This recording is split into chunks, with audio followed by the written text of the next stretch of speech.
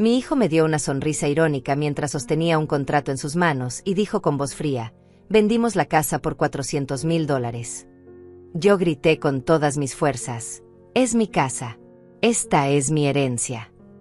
Él dio 2 pasos hacia mí, levantó la mano y me dio una bofetada tan fuerte que sentí el sabor de la sangre en mi boca. Después me empujó contra la pared y gritó: usted ya no manda aquí, vieja. Esta casa ahora es nuestra. 24 horas después, mi teléfono tenía 50 llamadas perdidas de mi nuera Beatriz. Cuando finalmente contesté, ella sollozaba del otro lado de la línea: Hortensia, por favor. La policía llegó. Nos van a llevar presos. Yo solo susurré 3 palabras antes de colgar: disfruten la prisión. Ahora sí, déjenme explicarles cómo llegamos hasta aquí, porque esta historia no comenzó ayer. Esta historia comenzó hace muchos años, cuando mis abuelos tomaron una decisión que mi hijo Rubén nunca pudo perdonar. Pero antes de hablar del pasado, necesito que entiendan algo muy importante. Yo dejé que todo esto pasara. Yo vi cómo mi hijo planeaba robarme. Yo escuché cada palabra de su traición. Yo grabé cada segundo de su crimen. Y yo decidí no detenerlo, porque quería que cayera tan profundo que nunca pudiera levantarse de nuevo. Me llamo Hortensia, tengo 65 años, y esta es la historia de cómo mi propio hijo vendió mi casa mientras yo estaba de viaje, cómo me golpeó cuando regresé, y cómo terminó esposado en el piso de mi sala rogando por misericordia que yo ya no tenía para darle. Todo comenzó a derrumbarse hace exactamente 17 días. Yo acababa de regresar de un viaje que se suponía iba a ser el más hermoso de mi vida. Rubén y Beatriz me lo habían regalado.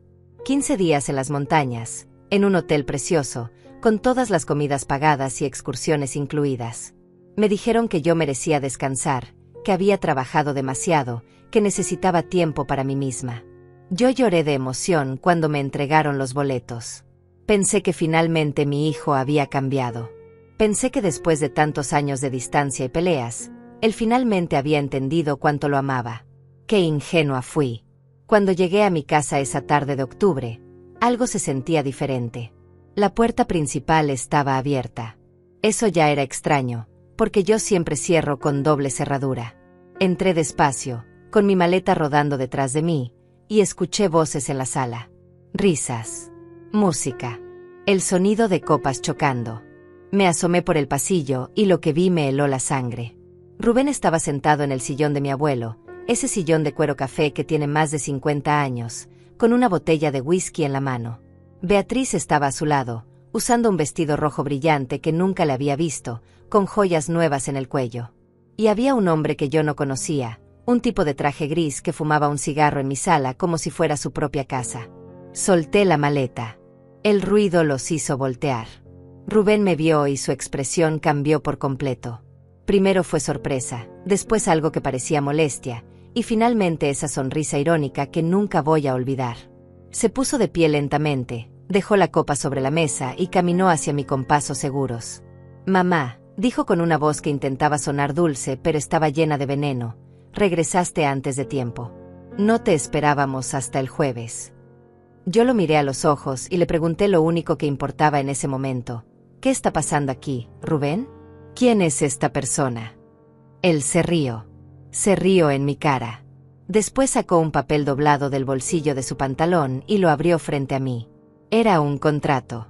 Yo vi mi nombre impreso en la parte superior, vi números, vi firmas, vi sellos oficiales. Mis manos comenzaron a temblar antes de que mi cerebro pudiera procesar lo que estaba viendo. Vendimos la casa, mamá, dijo Rubén con esa sonrisa que me partió el corazón. $400,000. Buen precio, ¿no crees? Yo sentí que el piso se movía debajo de mis pies. Sentí que las paredes se cerraban a mi alrededor. Sentí que el aire desaparecía de mis pulmones. ¿Qué? Fue lo único que pude susurrar. Él asintió, disfrutando cada segundo de mi dolor. Así es. Esta casa ya no es tuya. Ya firmamos todo. Ya recibimos el dinero.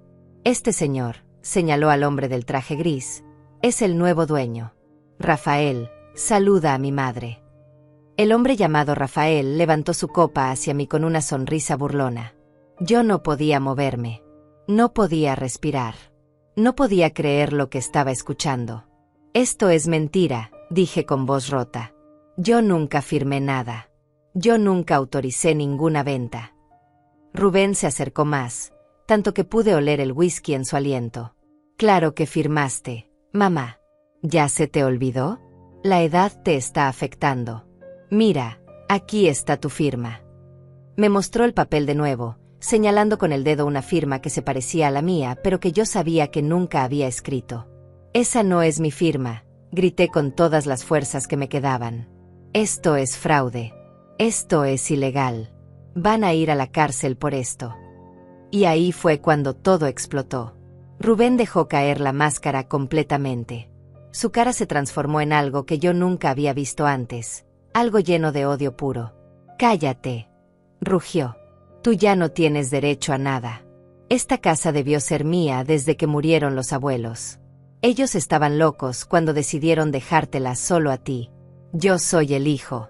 Yo soy el hombre de esta familia. No tú». Yo intenté responder, intenté defenderme, pero antes de que pudiera abrir la boca, su mano voló hacia mi cara. El golpe fue tan fuerte que me tiró contra la pared. Sentí un dolor agudo en el pómulo, sentí algo caliente correr por mi labio, sentí que mis piernas se doblaban. Caí al suelo. Beatriz gritó algo, pero no la escuché bien. Mis oídos zumbaban. Mi visión estaba borrosa. Rubén se inclinó sobre mí, me agarró del brazo con fuerza brutal y me levantó a medias. «Escúchame bien, vieja estúpida», dijo con los dientes apretados. «Usted ya no manda aquí. Esta casa es nuestra. El dinero es nuestro. Y si intenta hacer algo, si intenta llamar a alguien, si intenta causar problemas, le juro que se va a arrepentir». Me empujó de nuevo y yo volví a caer. Esta vez no intenté levantarme. Me quedé ahí, en el piso de la sala donde jugué cuando era niña, donde mis abuelos me enseñaron a leer, donde me casé, donde crié a mi hijo. Me quedé ahí sangrando mientras Rubén, Beatriz y Rafael seguían bebiendo como si nada hubiera pasado. Escuché a Beatriz decir: «Deberíamos llevarla a algún lado». Rubén respondió: «Que se vaya sola. Ya no es nuestro problema». Finalmente logré ponerme de pie. Me limpié la sangre de la boca con la manga de mi suéter. Los miré a los tres. Rubén tenía esa expresión de victoria en la cara. Beatriz evitaba mi mirada. Rafael parecía aburrido. Yo caminé hacia la puerta, recogí mi maleta y salí de mi propia casa sin decir una palabra más. Caminé por la calle con la cara hinchada, con la ropa arrugada, con el corazón destrozado. La gente me miraba. Algunos preguntaron si estaba bien.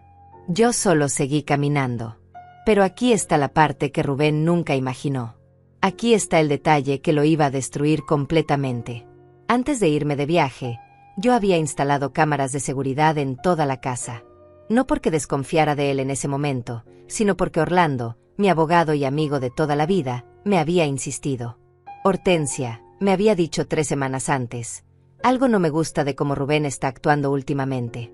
Instala cámaras. Solo por precaución». Yo lo había hecho casi sin pensarlo. Cámaras pequeñas, escondidas en los libreros, en las lámparas, en los marcos de los cuadros. Cámaras que grababan todo. Cámaras que habían capturado cada palabra, cada movimiento, cada crimen que Rubén había cometido durante mi ausencia. Mientras caminaba por la calle con la cara sangrando y el alma hecha pedazos, saqué mi teléfono y marqué el único número que importaba en ese momento. Orlando contestó al segundo tono. «Hortensia, ¿qué pasó? ¿Estás bien?» Mi voz salió quebrada, apenas un susurro. «Tenías razón. Rubén vendió la casa. Me golpeó. Necesito verte ahora». Hubo un silencio del otro lado, después escuché el sonido de llaves. «Voy para allá. Mándame tu ubicación. No hables con nadie más». Me senté en la banca de un parque a 2 cuadras de mi casa.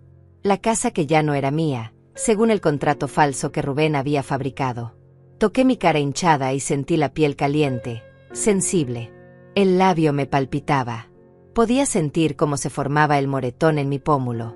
65 años de vida y nunca nadie me había puesto una mano encima. Hasta hoy.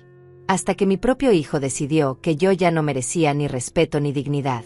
Orlando llegó en 15 minutos. Bajó de su carro casi corriendo, con el maletín en la mano y la cara llena de preocupación. Cuando me vio, se detuvo en seco. Dios mío, Hortensia. Se sentó a mi lado y examinó mi rostro con cuidado.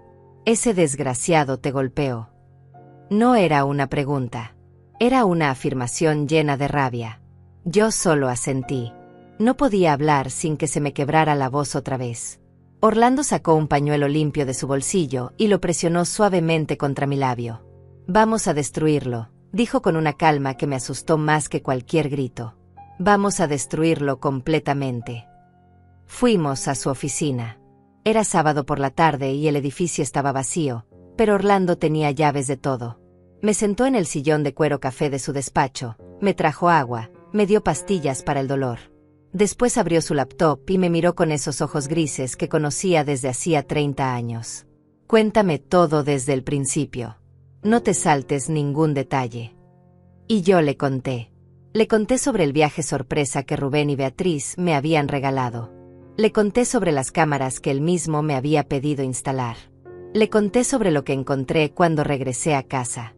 Le conté sobre el contrato, sobre Rafael, sobre el golpe, sobre las amenazas. Orlando escuchó cada palabra sin interrumpir.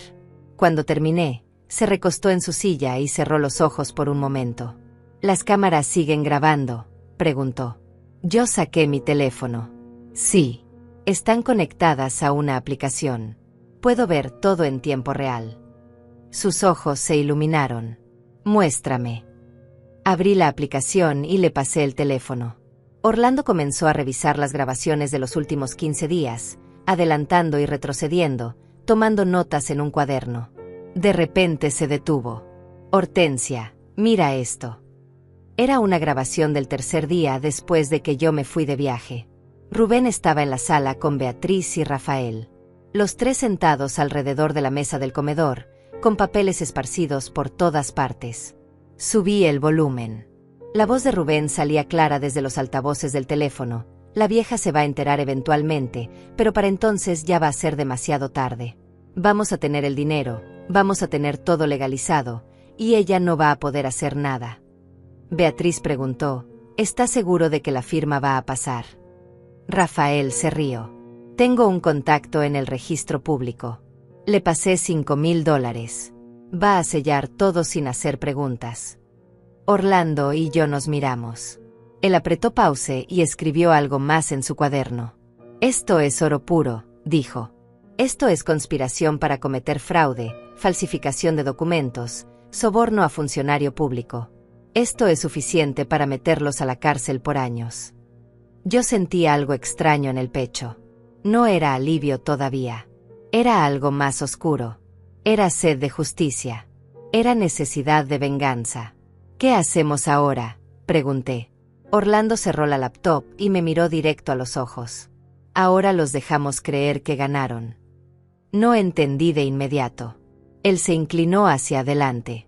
Hortensia, escúchame bien.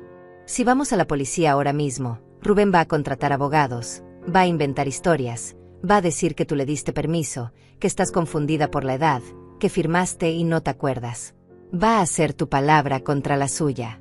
Sí, tenemos las grabaciones, pero él va a alegar que son ilegales, que no pueden usarse como prueba.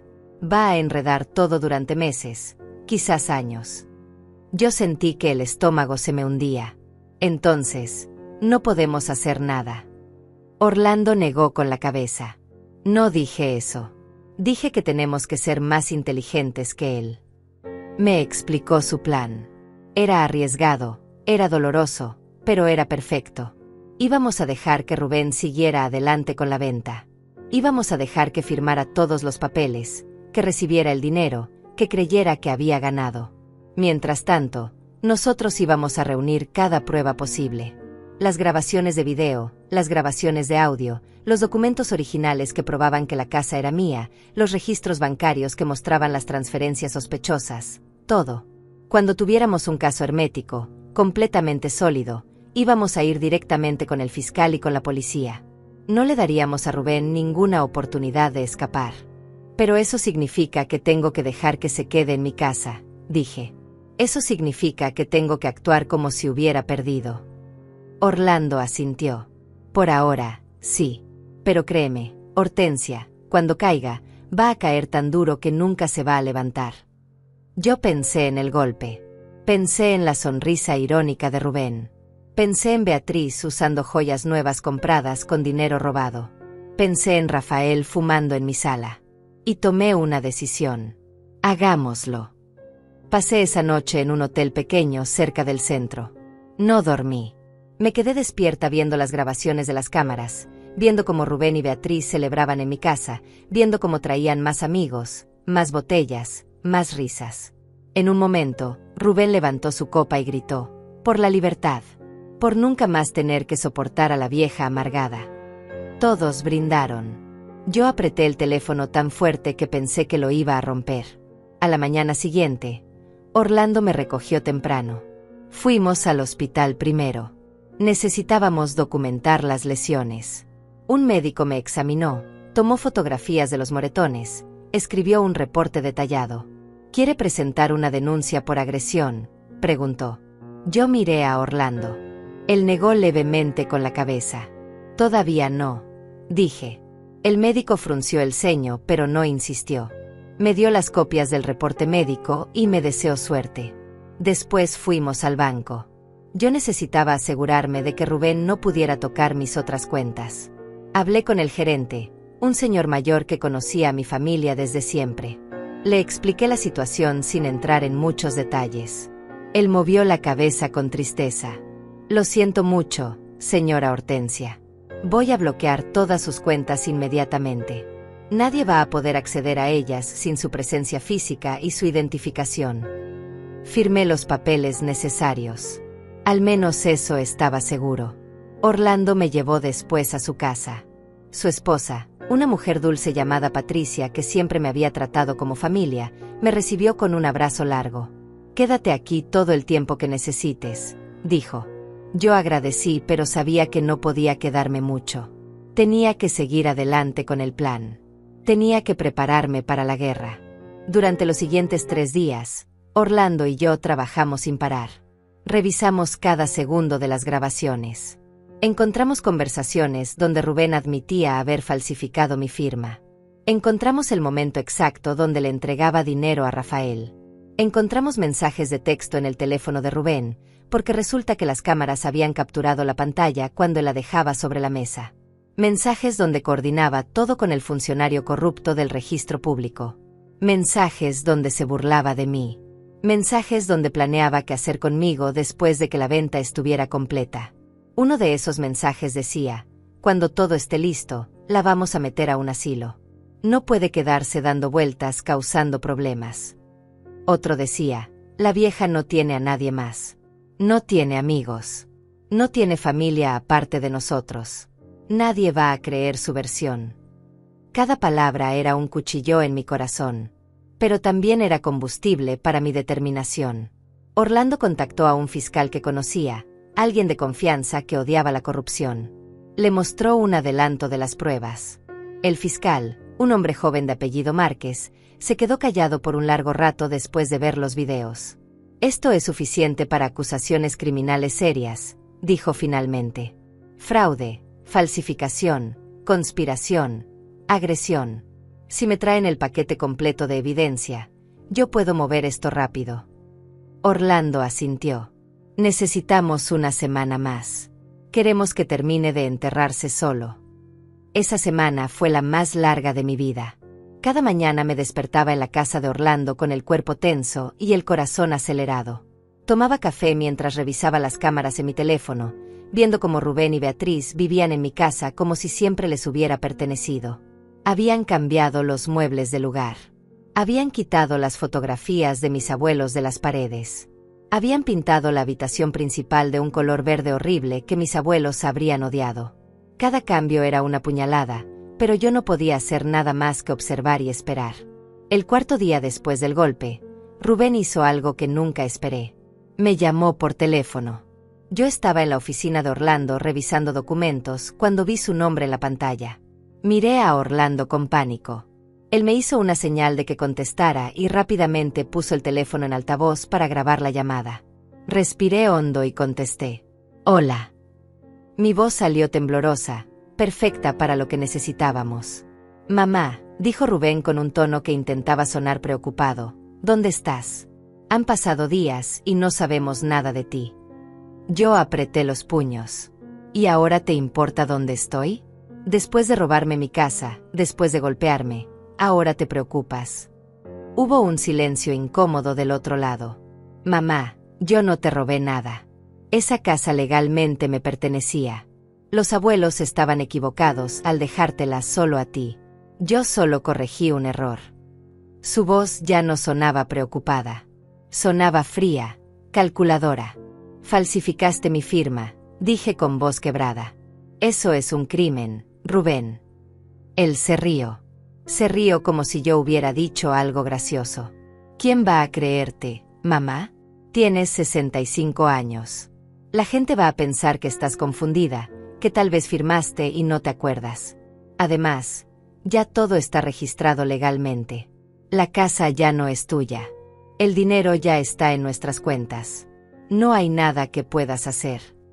Orlando me miró y movió los labios en silencio. Perfecto. Rubén estaba confesando todo otra vez, y esta vez en una llamada que estábamos grabando oficialmente. ¿Por qué me llamaste entonces?, pregunté. Rubén suspiró como si estuviera lidiando con una niña difícil. Porque a pesar de todo, sigues siendo mi madre. Beatriz y yo hemos estado hablando. Queremos hacer las paces. Queremos que vengas a cenar con nosotros este fin de semana. Podemos hablar de cómo seguir adelante, como familia. Sentí náuseas. ¿Quieres que vaya a cenar? A la casa que me robaste. Él ignoró el tono de mi voz. El sábado a las 7.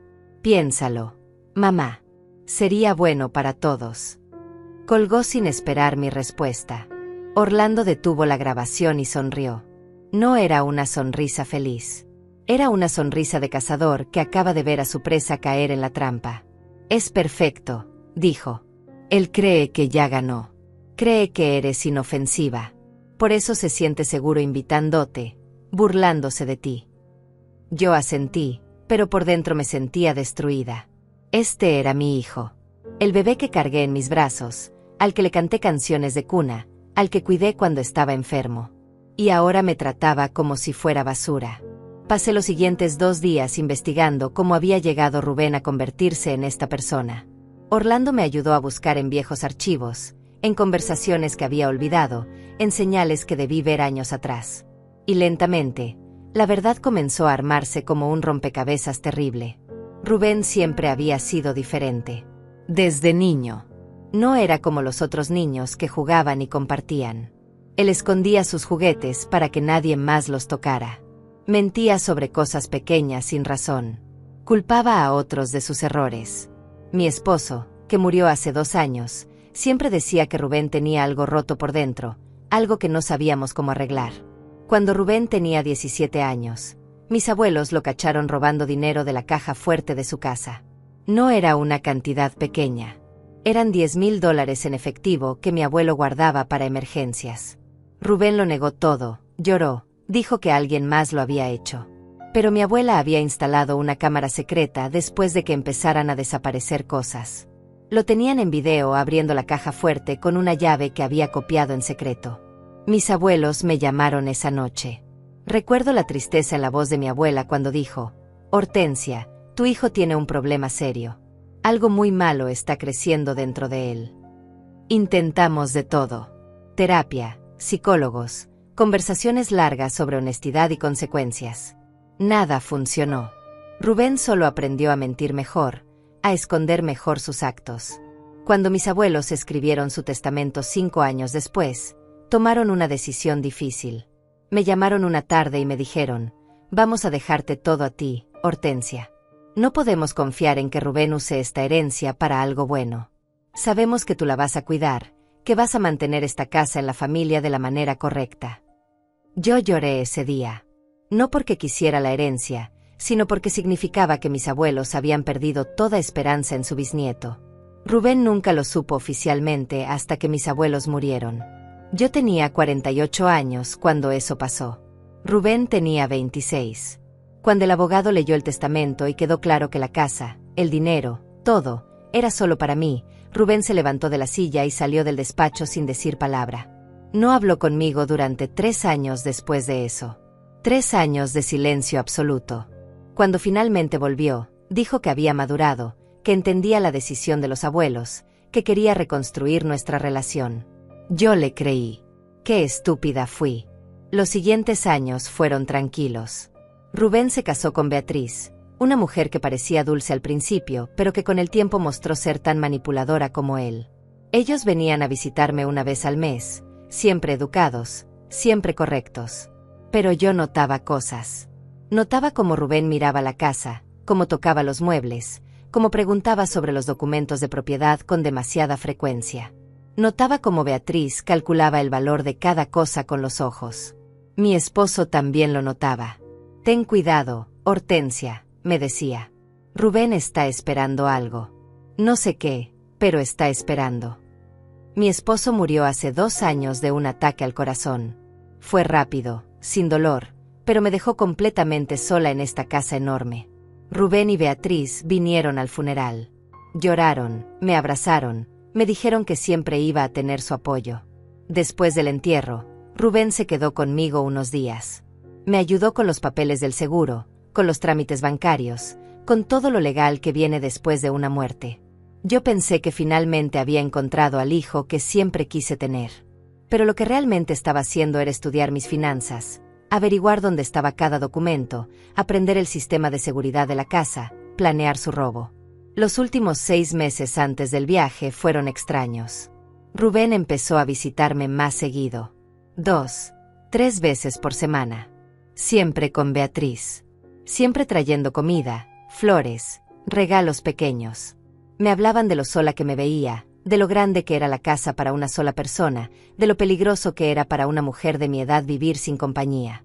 Deberías pensar en vender, decía Rubén con voz suave. Podrías comprar un departamento pequeño, más manejable, algo más seguro.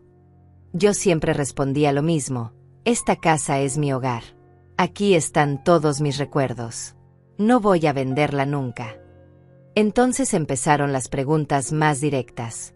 ¿Tienes todos los documentos de la casa en orden?, preguntaba Beatriz mientras tomábamos té.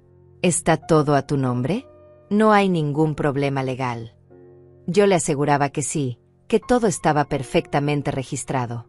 Ella sonreía. Qué bueno, suegra. Solo queríamos asegurarnos de que estés protegida. Ahora entiendo que estaban verificando que no hubiera obstáculos para su plan. Hace 3 meses, Rubén llegó con una propuesta. Mamá, quiero que firmes una procuración. Solo por seguridad. Si algo te pasa, si te enfermas o tienes un accidente, yo podría manejar tus asuntos sin problemas legales. Yo dudé. Algo en mi estómago me gritaba que no lo hiciera. No lo sé, Rubén. No me siento cómoda con eso. Él se molestó. ¿No confías en mí? Después de todo lo que he hecho por ti estos meses. Yo me sentí culpable, pero me mantuve firme. No es desconfianza. Solo prefiero mantener las cosas como están. Rubén no insistió más ese día, pero vi la rabia en sus ojos cuando se fue. 2 semanas después de eso, fui a ver a Orlando para actualizar mi testamento. Le conté sobre la petición de Rubén. Orlando se puso serio inmediatamente. Hortensia, no firmes nada con él. Nada. Y quiero que instales cámaras de seguridad en tu casa. Yo me reí. Orlando, estás exagerando. Sé que Rubén puede ser difícil, pero es mi hijo. Él me miró con esos ojos que no dejaban espacio para discusión. Hazme caso. Instala las cámaras. Yo accedí solo para calmarlo. Gracias a Dios lo hice. Las cámaras fueron instaladas un martes por la mañana. Un técnico joven vino y colocó 6 cámaras pequeñas en lugares estratégicos. Una en la sala, escondida detrás de los libros en el estante. Otra en el comedor, dentro de una planta decorativa. Una tercera en la cocina, camuflada en el reloj de pared. 2 más en los pasillos y una última en mi habitación, oculta en el marco de un espejo antiguo. Todas conectadas a una aplicación en mi teléfono. El técnico me enseñó cómo usarla, cómo ver las grabaciones en tiempo real, cómo descargar videos. Con esto va a poder ver todo lo que pasa en su casa, esté donde esté, me dijo. Yo asentí, pensando que nunca las necesitaría realmente. Una semana después de instalar las cámaras, Rubén y Beatriz llegaron con la sorpresa del viaje. Fue un viernes por la tarde. Tocaron la puerta con esas sonrisas enormes que ahora sé que eran completamente falsas. «Mamá, tenemos un regalo para ti», dijo Rubén mientras entraban. Beatriz traía un sobre dorado en las manos. Me lo entregó con dramatismo. «Ábrelo. Suegra. Te va a encantar». Dentro había boletos de avión, reservaciones de hotel, cupones para restaurantes y excursiones. Todo pagado. 15 días en las montañas, en un resort de lujo a 8 horas de distancia. Yo me quedé sin palabras. «¿Esto es real?», pregunté con lágrimas en los ojos. Rubén me abrazó. «Claro que es real, mamá. Te lo mereces. Has trabajado toda tu vida, has pasado por mucho con la muerte de papá. Necesitas descansar, desconectarte, disfrutar». Beatriz añadió: «Ya está todo listo. Sales el próximo martes. No tienes que preocuparte por nada». Yo lloré de emoción. Los abracé a los dos. Les agradecí una y otra vez. «No saben lo feliz que me hacen», dije entre sollozos. Rubén me secó las lágrimas con su mano. «Solo queremos verte sonreír, mamá. Solo eso». Esa noche, después de que se fueron, llamé a Orlando para contarle. Esperaba que compartiera mi alegría, pero su voz sonó preocupada. «Hortensia, ¿no te parece extraño? Después de pedirte una procuración y que dijeras que no, ahora te regalan un viaje carísimo. Justo ahora». Yo me molesté. «Orlando, por favor. Estás siendo paranoico. Mi hijo está tratando de ser mejor. Está tratando de compensar los años malos. Déjame disfrutar esto». Él suspiró. «Está bien. Pero prométeme una cosa. Cuando estés allá, revisa las cámaras de vez en cuando. Solo para estar segura de que todo esté bien en la casa». Yo le prometí que lo haría, más para calmarlo que porque realmente creyera que era necesario. El martes salí hacia las montañas. Rubén y Beatriz me llevaron al aeropuerto. Me ayudaron con las maletas, me abrazaron en la puerta de seguridad, me desearon el mejor viaje de mi vida. «Descansa, mamá. No pienses en nada. Solo disfruta», dijo Rubén. Yo subí al avión sintiéndome amada, sintiéndome afortunada de tener un hijo que finalmente había madurado. Qué ciega estaba. Los primeros 2 días en el resort fueron hermosos. El hotel era precioso, rodeado de pinos y montañas nevadas. La comida era deliciosa. Las habitaciones eran cómodas. Yo caminaba por los senderos, leía libros en la terraza, tomaba té caliente mientras veía el atardecer. Me sentía en paz por primera vez en años. No revisé las cámaras. No pensé en la casa. Solo existía ese momento de tranquilidad. El tercer día, algo me despertó a las 3 de la mañana. No sé qué fue. Tal vez un mal sueño, tal vez instinto. Me quedé acostada mirando el techo, incapaz de volver a dormir. Finalmente tomé mi teléfono de la mesa de noche y abrí la aplicación de las cámaras, más por aburrimiento que por sospecha. Lo que vi me heló la sangre. Rubén estaba en mi sala. A las 3 de la mañana. Pero no estaba solo. Había 2 hombres con el que yo nunca había visto. Uno era Rafael, aunque todavía no sabía su nombre. El otro era un tipo calvo con lentes que revisaba papeles sobre mi mesa de comedor. Subí el volumen de mi teléfono y escuché la conversación. «¿Trajiste la firma de muestra?», preguntaba el calvo. Rubén sacó un papel de su mochila. «Aquí está. Es de un cheque que firmó hace 2 meses. Puedes copiarla». El calvo examinó el papel bajo la luz de la lámpara. «Sí, no es complicada. Letras grandes, trazo firme. La puedo replicar perfectamente en los documentos de venta». Yo dejé de respirar. Rafael habló entonces. «¿Y el registro público?». «Ya está arreglado». Rubén asintió. Le di $5,000 a un funcionario. Va a sellar todo sin hacer preguntas. Para el viernes, la casa va a estar legalmente a mi nombre. Sentí que el mundo se caía a pedazos. Me senté en la cama del hotel con el teléfono temblando en mis manos, viendo cómo mi hijo planeaba robarme en tiempo real. Beatriz entró a la sala en ese momento, con café para todos. «¿Cómo va todo?», preguntó. El calvo levantó el papel. «Perfecto. En 2 horas voy a tener la firma lista. Mañana pueden ir al notario». Beatriz sonrió. «Excelente. La vieja está a 8 horas de distancia, sin idea de nada. Para cuando regrese, ya no va a poder hacer nada». Lloré en silencio durante horas. Vi cómo los 3 hombres trabajaban en mi casa, falsificando documentos, planeando cada detalle del fraude. Vi cómo Rubén mostraba papeles de la propiedad que había sacado de mi estudio. Vi cómo medían las habitaciones, como si ya fueran los dueños. A las 6 de la mañana se fueron. Rubén apagó las luces y cerró la puerta con llave. Una llave que él tenía porque yo se la había dado años atrás, confiando en que solo la usaría para emergencias.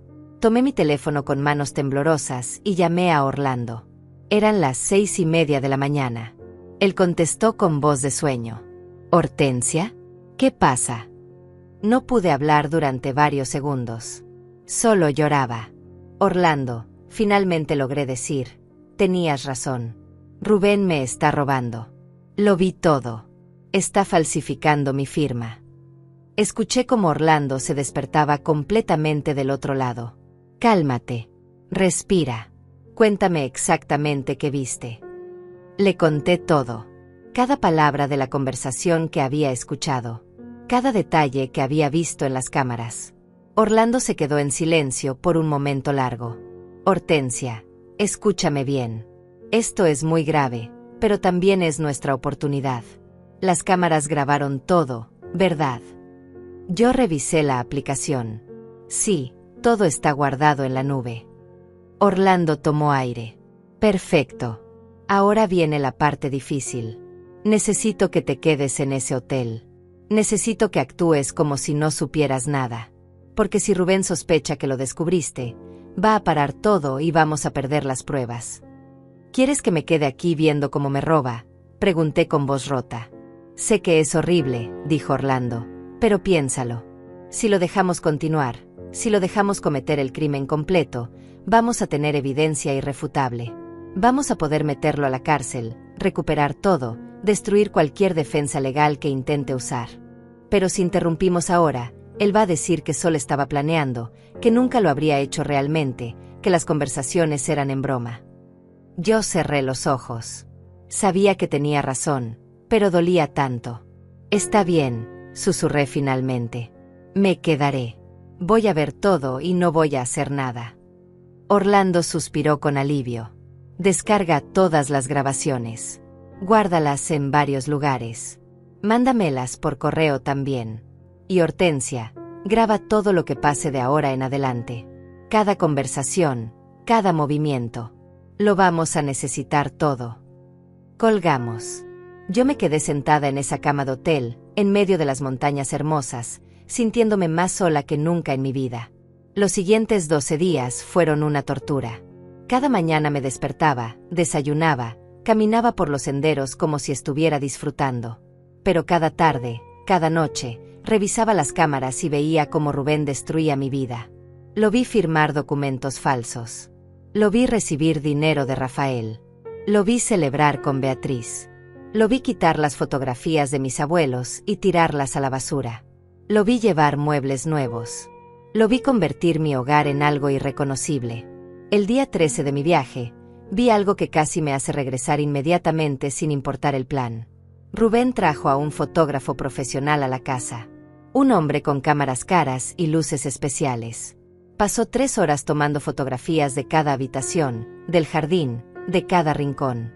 «Son para el anuncio de venta», explicó Rubén mientras el fotógrafo trabajaba. «Vamos a publicar la casa como si ya fuera nuestra. Para cuando la vieja regrese, ya va a haber ofertas reales de compradores reales. Eso va a ser más difícil que cancele todo». Beatriz estaba sentada en el sillón de la sala, el mismo donde mi abuela solía tejerme suéteres cuando era niña, revisando su teléfono. «¿Ya subiste los papeles al registro?», le preguntó a Rubén. Él asintió con orgullo. «Ayer». El funcionario hizo su trabajo. «Ahora oficialmente soy el dueño legal de esta propiedad. Costó otros $3,000 en sobornos, pero valió cada centavo. Beatriz se rió. Tu mamá va a enloquecer cuando se entere. Va a gritar, va a llorar, va a amenazarnos. Pero no va a poder hacer nada. Los papeles están sellados, firmados, registrados. Es nuestro. Tuve que apagar el teléfono. No podía seguir mirando. Salí de mi habitación del hotel y caminé por el bosque durante horas, llorando donde nadie pudiera verme. Llamé a Orlando desde un banco junto a un lago. No puedo más, le dije. Necesito regresar. Necesito detener esto ahora. Su voz fue firme pero gentil. Hortensia, aguanta solo 2 días más. Ya casi terminas el viaje. Si regresas antes, Rubén va a sospechar. Necesitamos que crea que ganó completamente. Confía en mí. Esos 2 días finales fueron los más largos de mi vida. Cada hora se sentía como una eternidad. Descargué cada grabación, las guardé en 3 memorias USB diferentes, las envié por correo electrónico a Orlando y también a una cuenta que creé solo para eso. Tomé capturas de pantalla de cada conversación incriminatoria. Documenté cada transferencia bancaria que pude ver en los reflejos de las pantallas de computadora en los videos. Construí un archivo tan completo que ningún abogado defensor podría encontrarle huecos. La noche antes de mi regreso, Rubén hizo una videollamada. Yo estaba en la terraza de mi habitación, viendo las estrellas, tratando de encontrar algo de paz antes de la tormenta que sabía que venía. El teléfono sonó y su nombre apareció en la pantalla. Respiré hondo 3 veces antes de contestar. Puse mi mejor cara de felicidad. Hola, hijo. Rubén apareció en la pantalla con una sonrisa enorme. Hola, mamá. ¿Cómo la estás pasando? Yo forcé una sonrisa. Maravilloso, hijo. Este viaje ha sido increíble. Muchas gracias. Me alegro mucho, dijo él. Detrás de él pude ver mi sala. Mis muebles habían sido reemplazados por cosas modernas que se veían caras. Te llamaba para recordarte que mañana te recogemos en el aeropuerto. ¿A qué hora llegas? Yo revisé mi boleto. A las 4 de la tarde. Rubén asintió. Perfecto. Ahí estaremos. Y mamá, hay algunas cosas de las que tenemos que hablar cuando regreses. Cosas importantes sobre la casa, sobre el futuro. Mi corazón latió más rápido, pero mantuve la voz calmada. Todo está bien. Él sonrió con esa sonrisa que ahora reconocía como pura maldad. Sí, todo está perfecto. Solo son cambios necesarios. Ya verás. Colgamos. Yo me quedé mirando el teléfono durante largo rato. Cambios necesarios. Qué manera tan fría de describir un robo. Esa noche no dormí nada. Hice las maletas a las 5 de la mañana, desayuné sin probar realmente la comida, tomé el taxi al aeropuerto como autómata. En el avión de regreso, cerré los ojos e intenté prepararme mentalmente para lo que venía. Orlando me había dado instrucciones claras. Actuar sorprendida, actuar dolida, dejar que Rubén dijera todo lo que quisiera decir, grabar todo si era posible, y después salir de ahí sin confrontación física. Pero cuando llegué a mi casa y vi lo que habían hecho, cuando escuché las palabras de Rubén sobre la venta, cuando vi esa sonrisa irónica, algo dentro de mí se rompió. No pude seguir el plan. Grité, acusé, exigí. Y Rubén reaccionó exactamente como esperaba que lo hiciera alguien que cree que ya ganó. Me golpeó, me humilló, me echó de mi propia casa. Y las cámaras, esas cámaras que todavía estaban funcionando porque Rubén nunca las había encontrado, grabaron cada segundo. Ahora, 4 días después de ese momento horrible, yo estaba sentada en la oficina del fiscal Márquez junto a Orlando. Habíamos pasado las últimas 72 horas organizando cada pieza de evidencia en un caso hermético. Videos, audios, documentos, registros bancarios, reportes médicos de mis lesiones, testimonios de testigos que habían visto mis moretones. Todo perfectamente ordenado, etiquetado, con marcas de tiempo verificables. El fiscal Márquez revisó todo con cuidado meticuloso. Era un hombre de unos 40 años, delgado, con lentes de montura negra y una expresión seria que nunca cambiaba. Pasó 3 horas viendo videos, leyendo documentos, tomando notas en su computadora. Finalmente cerró la última carpeta y nos miró. Esto es uno de los casos más sólidos que he visto en años, dijo. Fraude documental con agravantes. Falsificación de firma. Soborno a funcionario público. Conspiración para cometer fraude. Agresión física con lesiones documentadas. Cada cargo tiene múltiples pruebas irrefutables. Orlando se inclinó hacia adelante. ¿Qué tan rápido podemos movernos? Márquez revisó su calendario.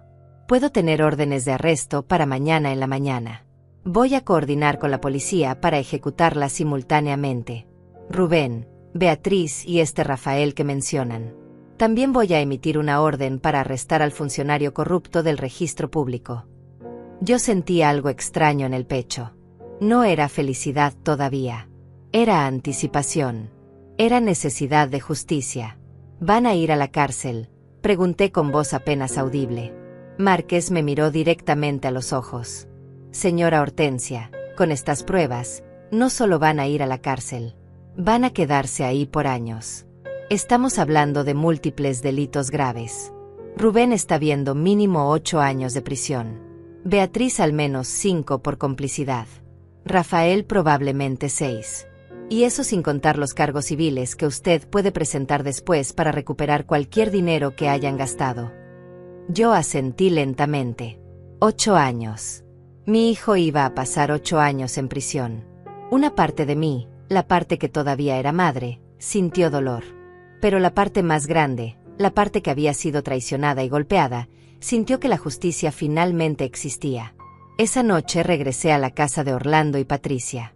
Cené con ellos en silencio, apenas probando la sopa que Patricia había preparado con tanto cariño. ¿Estás bien?, me preguntó ella mientras recogía los platos. Yo no supe qué responder. ¿Estaba bien? Mi hijo había intentado destruirme. Mañana iba a ser arrestado. Mi vida nunca volvería a ser la misma. No lo sé, dije finalmente. Pero estoy haciendo lo correcto. Patricia me apretó la mano. Sí, lo estás haciendo. A las 11 de la noche, mi teléfono comenzó a sonar. Era Rubén. Dejé que sonara hasta que fue a buzón de voz. Volvió a llamar inmediatamente. Y otra vez. Y otra vez. 6 llamadas seguidas. Finalmente envió un mensaje de texto. Mamá, necesitamos hablar. Ven a cenar mañana. Tenemos que arreglar las cosas como familia. Yo le mostré el mensaje a Orlando. Él sonrió con amargura. Está nervioso. Algo le está diciendo que las cosas no están saliendo como planeó. Pero ya es demasiado tarde para él. No respondí el mensaje. La mañana siguiente me desperté a las 6. No había dormido realmente, solo había cerrado los ojos durante algunas horas. Me bañé, me vestí con ropa cómoda, tomé café que no pude terminar. Orlando entró a la cocina a las 7. Márquez acaba de llamar. Las órdenes están listas. La policía va a ejecutarlas a las 9 en punto. Miré el reloj. 2 horas. En 2 horas mi hijo iba a ser arrestado. Orlando y yo llegamos a una cafetería a 3 cuadras de mi casa a las 8:30 de la mañana. Nos sentamos en una mesa junto a la ventana donde podíamos ver la calle, pero nadie podía vernos fácilmente desde afuera. Pedimos café que ninguno de los dos tocó. Yo tenía el teléfono en la mano, revisando obsesivamente las cámaras de la casa. Rubén y Beatriz estaban desayunando tranquilamente en mi cocina. Ella reía por algo que él había dicho. Los dos vestían ropa cara que yo nunca les había visto antes. Ropa comprada con el dinero de mi casa robada. A las 9:05, vi por la ventana de la cafetería como 3 patrullas se estacionaban frente a mi propiedad. 6 policías bajaron de los vehículos, todos con chalecos antibalas y armas en sus cinturones. El fiscal Márquez bajó de un carro oscuro que se estacionó detrás de las patrullas. Mi corazón latía tan fuerte que podía escucharlo en mis oídos. Ya llegaron, susurré. Orlando apretó mi mano sobre la mesa. Respira. Todo va a estar bien. Vi cómo los policías se acercaban a la puerta principal de mi casa. Uno de ellos tocó con fuerza. Cambié rápidamente a la aplicación de las cámaras en mi teléfono y subí el volumen. Escuché los golpes resonando dentro de la casa. Rubén apareció en la cámara de la sala, caminando hacia la puerta con expresión molesta. ¿Quién diablos toca así tan temprano?, lo escuché decir. Beatriz lo siguió desde la cocina, limpiándose las manos en un trapo. Rubén abrió la puerta. La expresión en su cara cuando vio a los 6 policías fue algo que nunca voy a olvidar. Primero confusión, después sorpresa, después miedo puro. «Señor Rubén Navarro», preguntó uno de los oficiales. Rubén asintió lentamente, incapaz de hablar. El oficial sacó un papel doblado. «Tenemos una orden de arresto en su contra por los delitos de fraude documental, falsificación de firma, soborno a funcionario público y agresión. Tiene derecho a permanecer en silencio». Las palabras continuaron, pero Rubén ya no escuchaba. Su cara se había vuelto blanca como papel. «¿Qué? No. Tiene que haber un error», finalmente logró decir. Beatriz gritó desde atrás. «¿Qué está pasando? ¿De qué están hablando?». Otro oficial se adelantó. «¿Señora Beatriz Ramos de Navarro?». Ella asintió con ojos enormes de terror. «También tenemos una orden de arresto para usted por complicidad en fraude y conspiración». Beatriz comenzó a sollozar inmediatamente. «No hicimos nada. No pueden arrestarnos. Esta es nuestra casa». El fiscal Márquez dio un paso adelante. «Esta casa pertenece legalmente a la señora Hortensia Navarro. Ustedes cometieron fraude documental para intentar robarla. Tenemos todas las pruebas necesarias. Videos, audios, documentos, todo». Rubén lo miró con incredulidad. «¿Videos? ¿Qué videos?». Márquez sacó una tablet de su maletín y les mostró la pantalla. Yo no podía ver que les estaba enseñando desde la cafetería, pero podía ver la reacción de Rubén. Su expresión pasó de confusión a shock absoluto a horror puro. «Fueron grabados durante todo el proceso», dijo Márquez con voz fría. «Cada conversación, cada falsificación, cada soborno, todo». Rubén dio 2 pasos hacia atrás, tropezando con sus propios pies. «No puede ser. No puede ser. Revisé toda la casa. No había cámaras». Márquez sonrió sin humor. «Las había. Su madre las instaló antes de irse de viaje. Las mismas cámaras que grabaron cómo usted la golpeó cuando ella regresó y descubrió el robo». Los oficiales se acercaron entonces con esposas. «Denle vuelta. Manos atrás». Rubén intentó resistirse. «No. Esperen. Necesito hablar con mi madre. Ella puede explicar todo. Esto es un malentendido». Pero los policías no esperaron. Lo giraron con firmeza y le pusieron las esposas en las muñecas. El sonido del metal cerrándose resonó claramente en el audio de la cámara. Beatriz estaba histérica ahora, llorando desconsoladamente mientras otra oficial la esposaba también. «Por favor. Tengo que llamar a alguien. Necesito un abogado. No pueden hacer esto». Márquez respondió con calma profesional. «Van a tener derecho a hacer una llamada desde la estación. Por ahora, tienen que venir con nosotros». Los sacaron de la casa. Yo los veía desde la ventana de la cafetería mientras los metían en las patrullas. Rubén iba en una, Beatriz en otra. Podía ver cómo Rubén gritaba algo dentro del carro, cómo golpeaba la ventana con el hombro, desesperado. Beatriz tenía la cabeza entre las rodillas, sollozando. Los carros arrancaron con las sirenas apagadas, pero las luces encendidas. Yo los vi alejarse por la calle hasta que desaparecieron al doblar la esquina. Me quedé sentada en esa cafetería durante largo rato, sin poder moverme. Orlando me miraba en silencio, esperando a que yo dijera algo. Finalmente logré hablar. «¿Ya está? Se acabó». Él negó con la cabeza suavemente.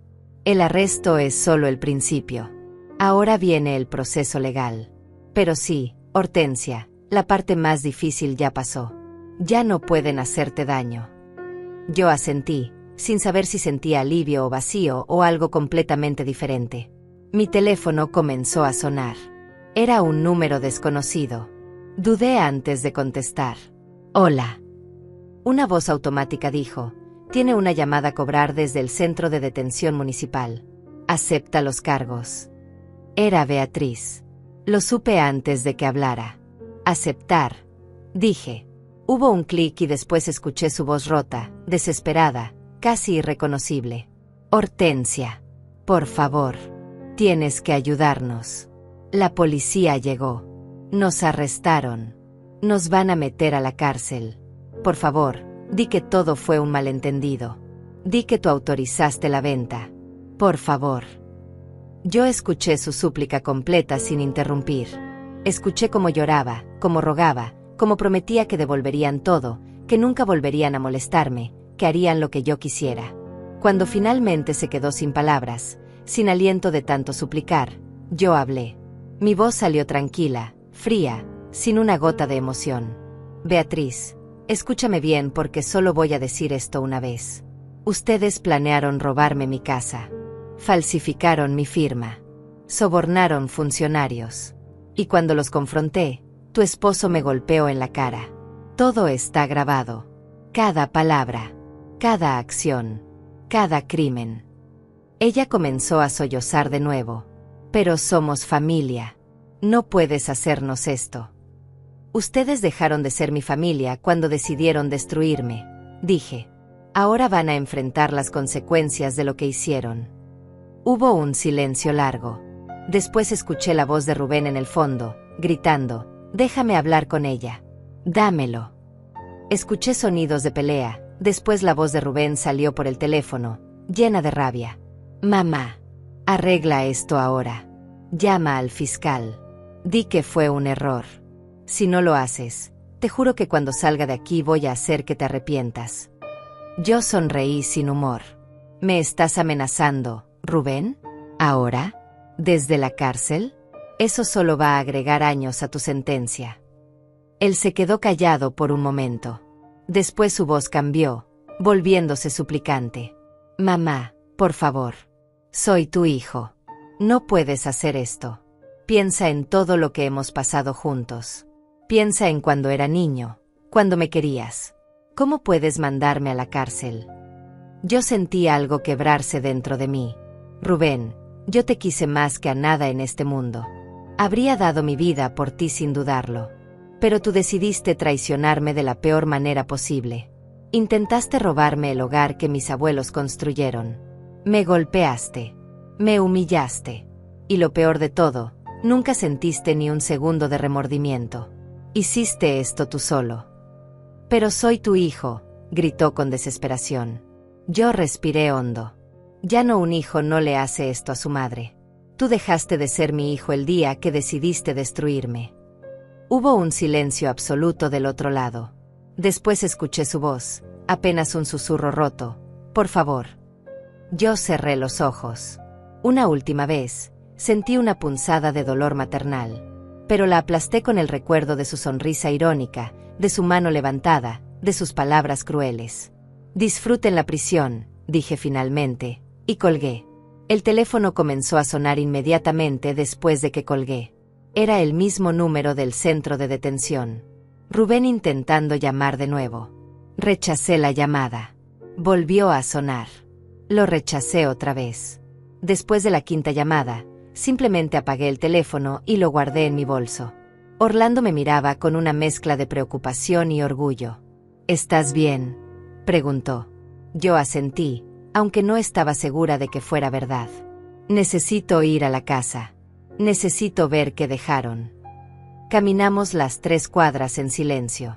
Cuando llegamos, había cinta policial amarilla cruzando la entrada. Un oficial joven estaba parado afuera custodiando la escena. Orlando mostró su identificación y explicó quién era yo. El oficial asintió. El fiscal Márquez dijo que la señora Navarro podía entrar cuando quisiera. Es su propiedad. Levantó la cinta para que pasáramos. Yo respiré hondo antes de cruzar el umbral. La casa estaba destrozada. No físicamente, pero emocionalmente. Todo lo que mis abuelos habían elegido con tanto cuidado había sido reemplazado o movido. El sillón de cuero café donde mi abuelo leía el periódico cada mañana ya no estaba. En su lugar había un sofá moderno de color gris que se veía caro pero sin alma. Las cortinas de lino blanco que mi abuela había cosido a mano habían sido reemplazadas por persianas metálicas. Las fotografías familiares que colgaban en las paredes habían desaparecido completamente. En su lugar había cuadros abstractos que no significaban nada. Caminé lentamente por cada habitación. La cocina tenía electrodomésticos nuevos. El comedor tenía una mesa de vidrio moderna donde antes estaba la mesa de madera antigua que había pertenecido a mis bisabuelos. Mi habitación, mi santuario, había sido convertida en algo irreconocible. Habían pintado las paredes de un color naranja brillante. Habían quitado mi cama y puesto una completamente diferente. Habían vaciado mi armario y lo habían llenado con ropa de Beatriz. Yo me senté en el borde de esa cama extraña en mi propia habitación y finalmente dejé que las lágrimas salieran. Orlando se sentó a mi lado sin decir nada. Solo puso su mano en mi hombro y me dejó llorar. Lloré por todo lo perdido. Por los recuerdos que habían sido profanados. Por el hijo que pensé que tenía, pero que nunca existió realmente. Por la ingenuidad de creer que las personas pueden cambiar cuando todo en su historia dice lo contrario. Lloré hasta que no quedaron más lágrimas, hasta que solo quedó un vacío extraño en mi pecho. Vamos a arreglar todo, dijo Orlando finalmente. Vamos a devolver esta casa a como era. Vamos a encontrar los muebles originales, si Rubén los vendió. Vamos a restaurar cada rincón. Yo negué con la cabeza lentamente. No sé si quiero quedarme aquí, Orlando. Ya no se siente como mi hogar. Se siente contaminado. Él suspiró. No tomes decisiones grandes ahora. Espera a que el polvo se asiente. Espera a que termine todo el proceso legal. Después decides. Los siguientes días fueron un torbellino de actividad legal. El fiscal Márquez nos mantenía informados de cada paso. Rafael había sido arrestado el mismo día que Rubén y Beatriz. Lo encontraron intentando cruzar la frontera con una maleta llena de efectivo. El funcionario corrupto del registro público también fue arrestado en su oficina, con evidencia suficiente en su computadora para acusarlo de docenas de fraudes similares durante años. La audiencia de fianza fue 3 días después de los arrestos. El fiscal argumentó que los 3 acusados eran riesgo de fuga y que habían demostrado capacidad para cometer fraude elaborado. El juez estuvo de acuerdo. Fianza negada. Rubén, Beatriz y Rafael iban a permanecer en prisión preventiva hasta el juicio. Yo no asistí a esa audiencia. No podía. Orlando fue en mi lugar y me contó todo después. Rubén preguntó por ti, me dijo esa tarde mientras tomábamos té en su sala. Le preguntó al juez si podía hablar contigo. El juez le dijo que eso dependía de ti, no de él. Yo negué con la cabeza. No quiero verlo. No quiero escuchar más súplicas o amenazas o manipulaciones. Orlando asintió. Eso es lo que le dije al fiscal. No va a haber más contacto entre ustedes a menos que tú lo solicites. Una semana después del arresto, me llamó el fiscal Márquez. Señora Hortensia, tengo noticias. Rubén y Beatriz quieren hacer un trato. Su abogado defensor dice que están dispuestos a declararse culpables de todos los cargos a cambio de sentencias reducidas. Yo me senté en el sillón de la sala de Orlando. ¿Qué significa eso exactamente? Márquez explicó, significa que admitirían su culpabilidad oficialmente. No habría juicio. A cambio, en lugar de enfrentar las sentencias máximas que podrían ser de 12 años o más, recibirían sentencias de 8 años para Rubén y 5 para Beatriz. ¿Y Rafael? Pregunté. Rafael también quiere un trato. 6 años. Él está dispuesto a testificar contra el funcionario corrupto del registro público, lo cual nos ayudaría a asegurar una condena más fuerte en ese caso. Yo me quedé en silencio pensando. Márquez continuó. La decisión es completamente suya, señora Hortensia. Puedo rechazar el trato y llevarlo a juicio completo. Con las pruebas que tenemos, definitivamente ganaríamos y probablemente conseguiríamos sentencias más largas. Pero el juicio tomaría meses. Usted tendría que testificar, sería un proceso agotador. Pensé en sentarme en una corte, en tener que ver a Rubén cara a cara, en tener que contar la historia completa frente a extraños, en revivir cada traición, cada humillación. ¿Cuánto tiempo estarían realmente en prisión?, pregunté.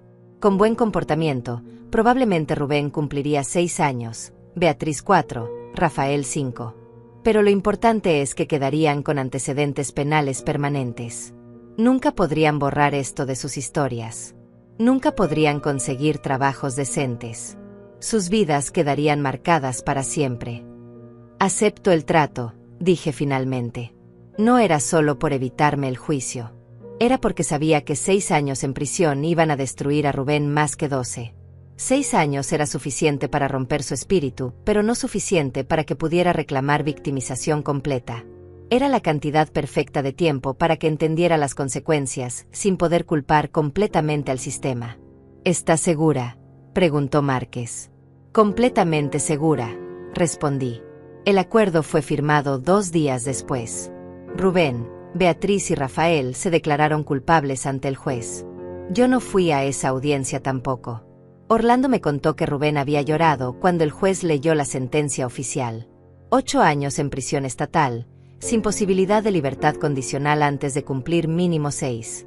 Beatriz había desmayado cuando escuchó su sentencia de 5 años. Rafael simplemente había bajado la cabeza, aceptando su destino de 6 años sin decir palabra.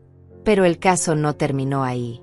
Yo presenté una demanda civil contra los 3 por daños y perjuicios. Quería recuperar cada centavo que habían gastado del dinero robado. El carro nuevo que habían comprado. Las joyas. Los muebles caros. Los viajes. Todo. Mi abogado calculó que habían gastado cerca de $120,000 en solo 2 semanas.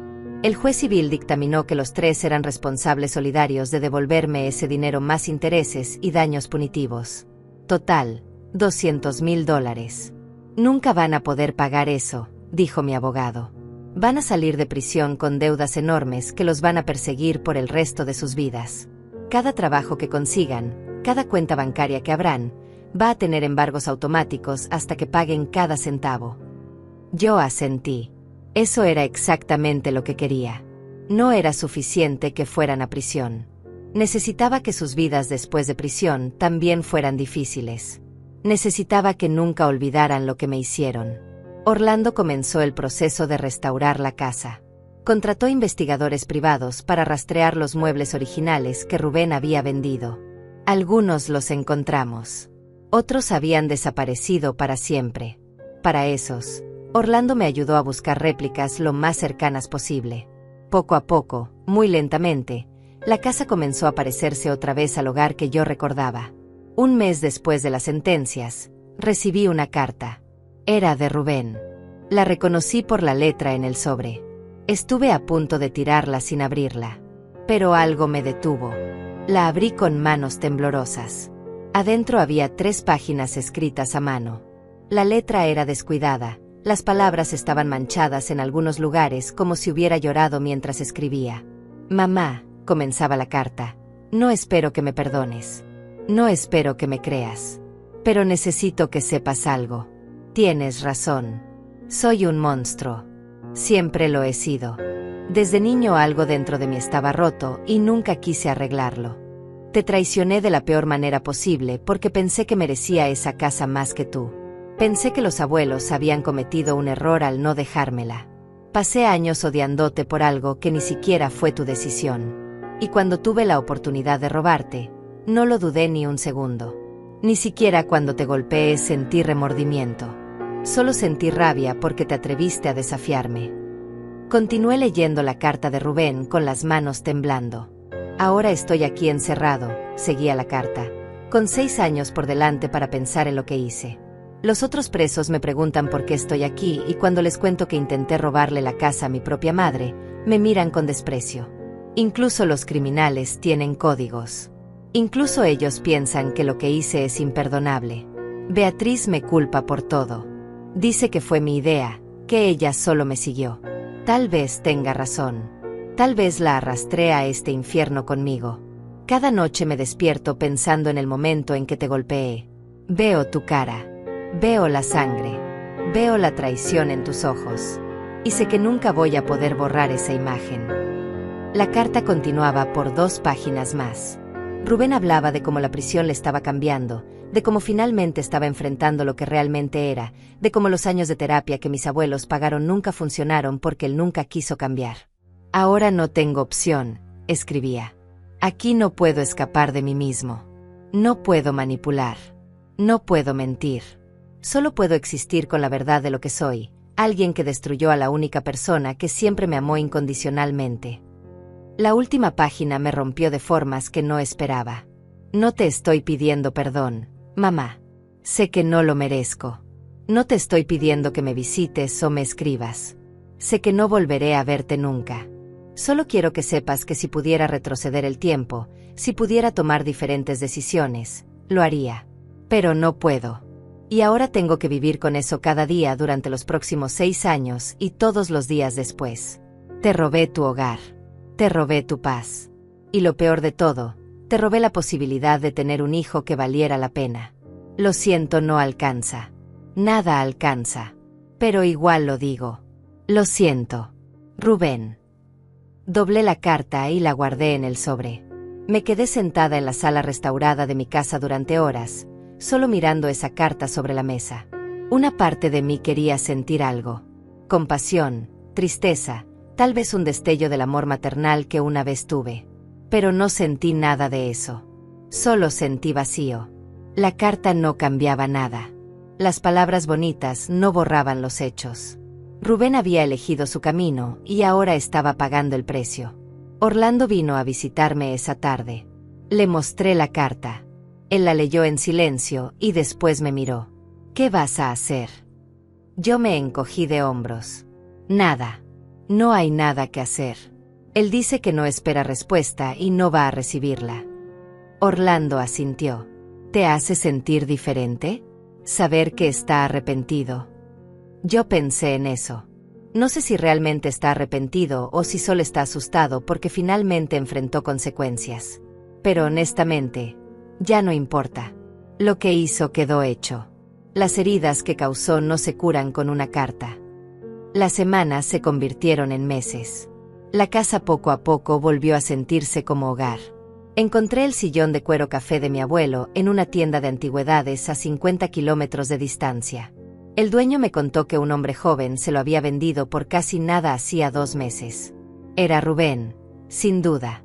Pagué 10 veces más de lo que él recibió para recuperarlo. Volví a colgar las fotografías familiares en las paredes. Pinté las habitaciones con los colores originales. Planté flores en el jardín que mi abuela solía cuidar. 3 meses después de las sentencias, recibí una llamada de una trabajadora social de la prisión donde estaba Beatriz. Señora Navarro, su nuera Beatriz ha solicitado una visita con usted. Dice que necesita hablar sobre algo importante relacionado con su situación financiera. Yo negué inmediatamente. No tengo nada que hablar con ella. La trabajadora social suspiró. Entiendo. Solo tenía que transmitir el mensaje. Ella mencionó algo sobre devolverle dinero, sobre tener acceso a cuentas que usted no conoce. Eso me hizo dudar. ¿Qué cuentas? La trabajadora no sabía más detalles.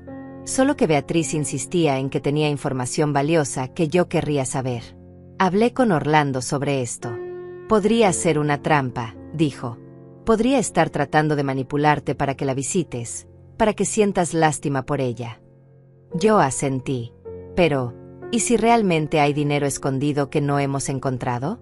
¿Y si hay más de lo que pensamos? Orlando lo pensó. Si vas, voy contigo. Y grabamos toda la conversación.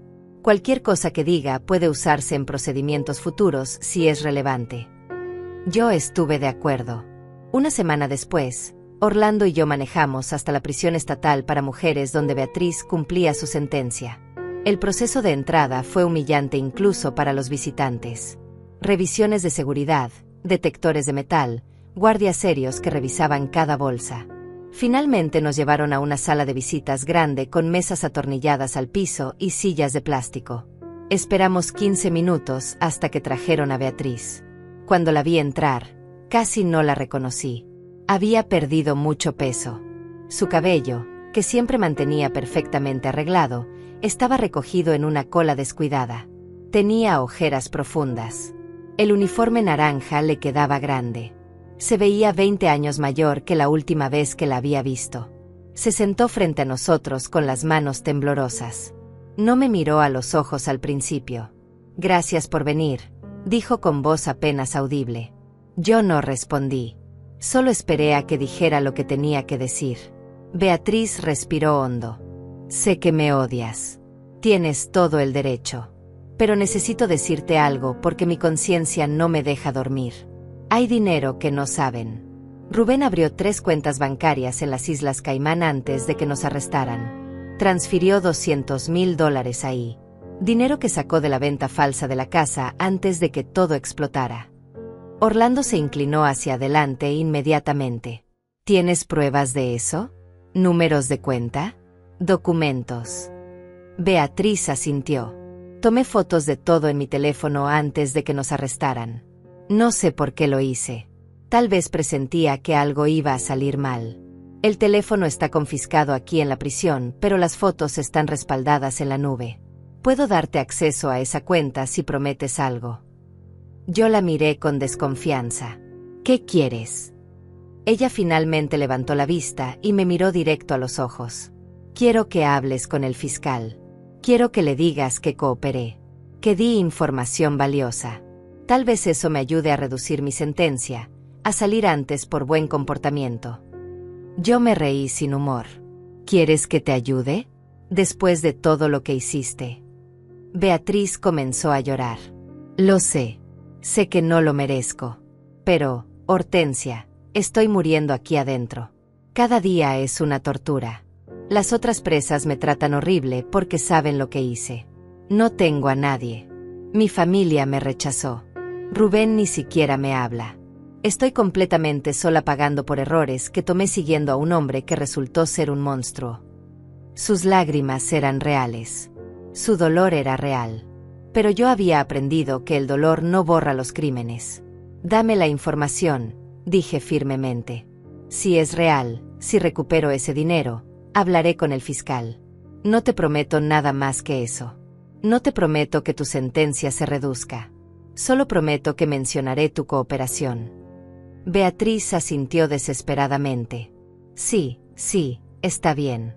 Es suficiente. Escribió en un papel el usuario y contraseña de su cuenta de nube. Está todo ahí. En una carpeta llamada Documentos Bancarios.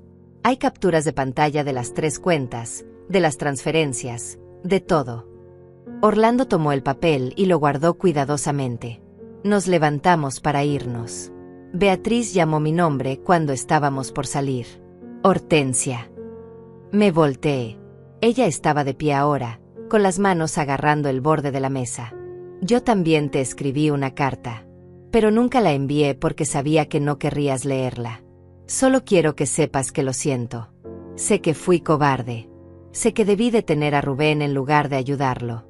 Sé que te fallé como nuera, como persona. Si pudiera regresar el tiempo, habría elegido diferente.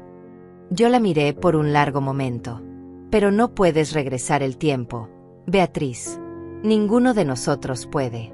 Solo podemos vivir con nuestras elecciones. Salimos de la sala sin mirar atrás. En el carro de regreso, Orlando revisó la cuenta de nube que Beatriz nos había dado. Es real, dijo después de varios minutos. Aquí está todo. 3 cuentas en las Islas Caimán. $200,000 distribuidos entre ellas. Incluso hay documentos mostrando cómo Rubén planeaba usar ese dinero para huir del país si las cosas salían mal. Yo cerré los ojos. $200,000 más. Dinero que habían robado y escondido pensando que nunca lo encontraríamos. Orlando contactó inmediatamente al fiscal Márquez con la información de las cuentas offshore. Márquez quedó impresionado con el descubrimiento. Esto es enorme, señora Hortensia. Voy a coordinar con las autoridades internacionales para congelar esas cuentas y repatriar los fondos. Va a tomar algunos meses, pero ese dinero va a regresar a usted. Cumplí mi promesa y le conté sobre la cooperación de Beatriz.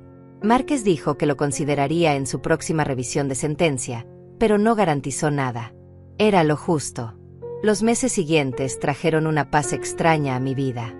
La casa estaba restaurada. Los procesos legales estaban resueltos. El dinero de las cuentas offshore fue recuperado y devuelto a mis cuentas. En total, logré recuperar casi todo lo que Rubén y Beatriz habían robado. Las demandas civiles siguieron su curso. Los embargos sobre sus salarios futuros estaban establecidos legalmente. La justicia, fría y matemática, había sido servida. Pero había algo que todavía me carcomía por dentro. No era perdón. No era lástima. Era simplemente la necesidad de cerrar este capítulo completamente. 6 meses después de las sentencias, tomé una decisión. Le dije a Orlando que quería visitar a Rubén. Él me miró sorprendido. ¿Estás segura? No tienes que hacer eso. No le debes nada. Yo asentí. Lo sé, pero necesito verlo una última vez. Necesito decirle cara a cara que esto se acabó, que nunca más va a tener poder sobre mí. La prisión estatal para hombres era aún más intimidante que la de mujeres. Guardias más grandes, seguridad más estricta, una atmósfera más pesada. Cuando Rubén entró a la sala de visitas, vi que la prisión también lo había cambiado físicamente. Estaba más delgado, más pálido. Tenía un corte en la ceja que parecía reciente. Caminaba con los hombros caídos. Cuando me vio, se detuvo en seco. Sus ojos se llenaron de lágrimas instantáneamente. «Mamá», susurró. Se sentó frente a mí con las manos sobre la mesa. Yo las miré pero no las toqué. «Recibí tu carta», dije con voz neutral. Él asintió. No esperaba respuesta. No esperaba que vinieras. Yo lo miré directamente a los ojos por primera vez en meses. No vine a perdonarte, Rubén. Vine a decirte que esto se acabó. Que voy a seguir con mi vida y tú vas a seguir con la tuya, y esas vidas nunca más se van a cruzar. Él dejó escapar un sollozo. Lo entiendo. Lo merezco. Sí, lo mereces, dije sin emoción. Pasé 65 años amándote, protegiéndote, creyendo en ti. Y tú usaste ese amor como un arma contra mí. Estudiaste mis debilidades. Planeaste mi destrucción. Me golpeaste. Todo mientras sonreías y decías que me querías. Rubén bajó la cabeza. Tienes razón. En todo. Yo soy el monstruo de esta historia. No tú. Yo continué. Durante meses me pregunté dónde me equivoqué como madre. ¿Qué hice mal para criar a alguien capaz de hacer lo que tú hiciste? Pero ahora entiendo que no fue mi culpa. Mis abuelos lo vieron. Mi esposo lo vio. Todos vieron lo que yo no quería ver. Que había algo roto en ti que ningún amor podía arreglar. Rubén lloró abiertamente ahora. Mamá, por favor. Yo levanté mi mano. No me llames así. Ya no eres mi hijo. Legalmente todavía lo eres. Pero en mi corazón, en mi alma, ese vínculo murió el día que levantaste tu mano contra mí. Él me miró con desesperación. Entonces, ¿para qué viniste? Solo para decirme que me odias. Yo negué con la cabeza. No te odio, Rubén. El odio requiere emoción y yo ya no siento nada por ti. Vine para cerrar esta puerta de una vez por todas. Para que ambos sepamos que no hay vuelta atrás. Cuando salgas de aquí en 6 años, vas a estar solo. No voy a estar esperándote. No voy a ayudarte a rehacer tu vida. Vas a enfrentar el mundo que creaste con tus propias manos. Rubén respiró temblorosamente. ¿Y mi herencia? Cuando ya no estés. Yo sonreí sin alegría. Ya actualicé mi testamento. Todo va a ir a instituciones de caridad. A hogares para mujeres víctimas de violencia doméstica. A organizaciones que ayudan a ancianos víctimas de fraude familiar. Tu nombre no aparece en ninguna parte. Vas a salir de prisión sin nada y vas a morir sin nada mío. Vi cómo esas palabras lo golpeaban. Vi cómo la última esperanza se apagaba en sus ojos. Entonces realmente se acabó, dijo con voz vacía. Sí, respondí. Realmente se acabó. Me levanté para irme. Rubén llamó mi nombre una última vez. Hortensia. Me volteé. Él tenía las mejillas mojadas, los ojos rojos. A pesar de todo, quiero que sepas que la parte de mí que todavía es humana, la parte pequeña que queda, esa parte sí te amó. Tal vez no de la manera correcta. Tal vez de una manera egoísta y rota. Pero era amor. Yo lo miré por un largo momento. El amor no destruye, Rubén. El amor no roba. El amor no golpea. Lo que tú sentías no era amor. Era posesión. Era codicia. Era todo menos amor. Salí de esa sala y no miré atrás. En el carro de regreso a casa, Orlando me preguntó cómo me sentía. Yo pensé en eso. Me siento libre, dije finalmente. Por primera vez en años, me siento completamente libre. Él sonrió. Eso es bueno. Eso es lo que mereces. Llegamos a mi casa cuando el sol comenzaba a ponerse. La luz dorada iluminaba el jardín que había trabajado tanto en restaurar. Las flores que mi abuela amaba florecían otra vez. Los árboles que mi abuelo plantó hace décadas daban sombra al porche. Entré a la casa y me senté en el sillón de cuero café recuperado. Toqué el material suave, gastado por décadas de uso. Pensé en mis abuelos. En cómo ellos habían construido este hogar con amor y trabajo duro. En cómo me lo habían confiado a mí porque sabían que yo lo cuidaría. Y pensé en cómo había estado a punto de perderlo todo por confiar en la persona equivocada. Los siguientes meses pasaron con una tranquilidad que no había experimentado en años. Volví a mi rutina. Trabajaba en el jardín cada mañana. Leía en las tardes. Tomaba té en la terraza mientras veía los atardeceres. Orlando y Patricia me visitaban seguido. Hice nuevas amistades en la comunidad. Me uní a un club de lectura. Empecé a tomar clases de pintura. Lentamente, la casa dejó de estar llena de fantasmas dolorosos y se convirtió otra vez en un hogar lleno de posibilidades. Un año después de los arrestos, recibí una notificación oficial. Beatriz había sido liberada temprano por buen comportamiento y cooperación con las autoridades. Había cumplido solo 3 años de su sentencia de 5. Parte de mí sintió rabia por eso. Pero otra parte entendió que su castigo continuaría afuera de las rejas. Las deudas, los antecedentes, la vergüenza. Eso la perseguiría toda la vida. Nunca intentó contactarme y yo agradecí eso.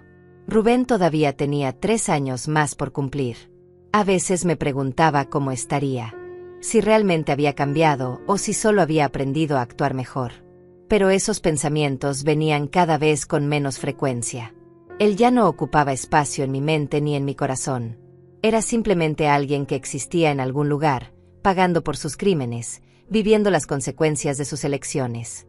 2 años después, en un día soleado de primavera, estaba podando rosas en el jardín cuando encontré algo enterrado bajo tierra cerca del viejo roble. Era una caja de metal oxidada. La abrí con cuidado y adentro encontré fotografías viejas que no había visto en décadas. Fotografías de mis abuelos cuando eran jóvenes. Fotografías de mi madre cuando era niña. Fotografías de mí jugando en este mismo jardín cuando tenía 5 años. Y al fondo, una fotografía de Rubén cuando tenía 3 años, sonriendo inocentemente en los brazos de mi padre. Miré esa fotografía por largo rato. Ese niño pequeño de la imagen parecía tan puro, tan lleno de futuro. Me pregunté en qué momento exacto se torció su camino. En qué momento la inocencia se convirtió en maldad. Pero sabía que nunca tendría esas respuestas. Algunas preguntas simplemente no tienen respuestas satisfactorias. Guardé las fotografías en la caja excepto la de Rubén. Esa la dejé en la tierra y la volví a enterrar. Algunos recuerdos es mejor dejarlos donde pertenecen, en el pasado. Ahora, mientras escribo estas palabras en mi diario personal, sentada en mi terraza con una taza de té caliente, puedo decir honestamente que encontré paz. No fue fácil. Hubo noches de insomnio. Hubo días de dolor. Hubo momentos donde cuestioné cada decisión que tomé. Pero al final, hice lo correcto. Defendí mi hogar. Defendí mi dignidad. Defendí la memoria de mis abuelos que confiaron en mí. Mi hijo eligió traicionarme y ahora vive con esas consecuencias. Yo elegí la justicia y ahora vivo con la paz que esa decisión me trajo. La casa permanece en pie, restaurada y amada. El jardín florece cada primavera. Y yo, Hortensia, a mis 67 años, finalmente aprendí que a veces el amor más importante que podemos dar es el amor propio. El coraje de defendernos incluso cuando duele. El valor de establecer límites incluso con aquellos que alguna vez amamos más que a la vida misma. Esta es mi historia. Una historia de traición, de justicia, y finalmente, de liberación. Y si alguien algún día lee estas palabras, espero que entiendan que nunca es tarde para defender lo que es correcto, sin importar cuánto cueste.